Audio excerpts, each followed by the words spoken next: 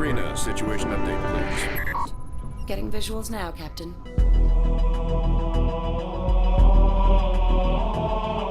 When you play the original Halo games, an explosion takes up the whole screen.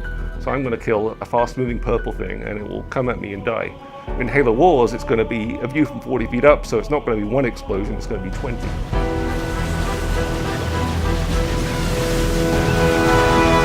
One of the things we want to do with Halo Wars was tell the Halo story, show the Halo universe in a different way, and actually bring strategy gaming to the console. In Halo Wars, you get to control everything. All the grunts and elites and brutes and choppers and ghosts and banshees and all these really cool vehicles, plus a lot of the stuff we've added. Control heroes, you get to control Spartans, you get to control small armies of Spartans.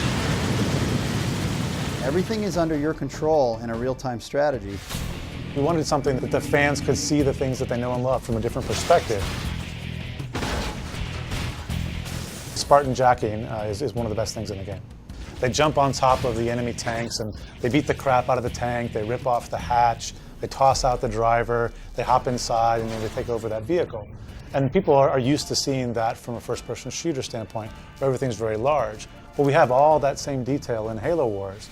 Some of the battles in the game are small, and some of the battles in the game are really big. What's cool about that, at least in the campaign, is that's based on how you play.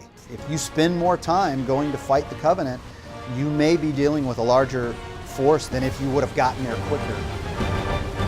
And you get those choices, which is again the hallmark of a strategy game. How do I want to build my army out? And by the end, you've got 12 or 15 Scorpion tanks rolling across the landscape, or you could have 40 or 50 Marines. And it's really kind of your choice. It is a game more focused about combat, which is certainly what the Halo fans will expect. People want to blow stuff up, myself included. It's a console game. Stuff blows up really, really well in Halo Wars, but it is also a game where you have to think.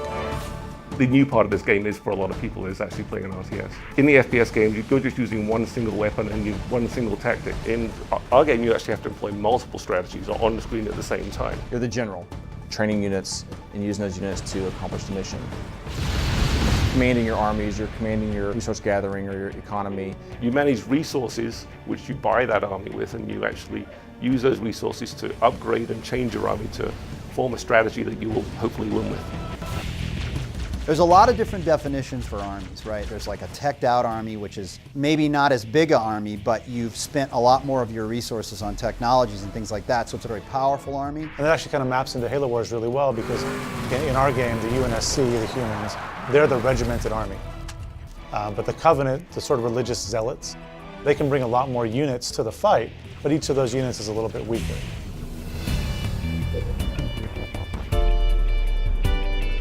Halo Wars is a game about bases. It's a strategy game. I have to have a good base of operations, otherwise I can't field a very good army. You start with just one unit or a base, and by the end of the game, you've got an army of 240 infantry or 5 Scorpion tanks. Or choose to upgrade them and make your current Scorpions even better. It's a lot of fun to be able to do that.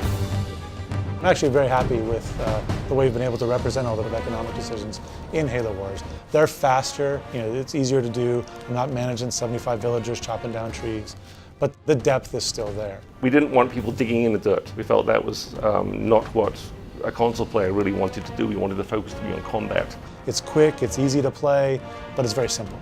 I bounce back to my town, I get the supply pad upgrade, I'm back to the fight.